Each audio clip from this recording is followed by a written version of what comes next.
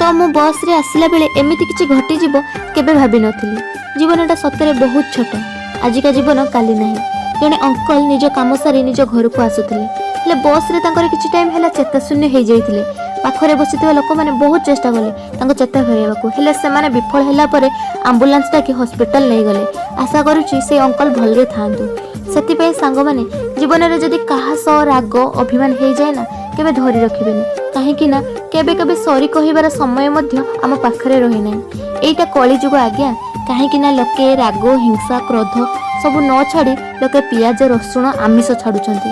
काहाको बा कौन बुझेइबी किंतु सत्य कथा हैला जीवन केबे शेष हेबो काहाको जणा नै। जीवन रे सबुठार मूल्यवान हेउची संपर्क काहे कि ना शेष रे जीवन रे जहा रहि जाय सेइटा हैला स्मृति आ भल पाइबा।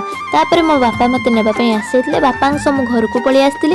घरे आसी देखिला बेलको बाडी रे एते सारा बरकोळे मु आसी पहुंचला बेलको संध्या हो जाइतिला। फ्रेश हे सारी मक्का और मैगी खाइ देथिली। आपण माने मो वीडियो टी केमते लागुची लाइक शेयर कमेंट सब्सक्राइब करिया को भूलिबेनी। रहूची जय जगन्नाथ।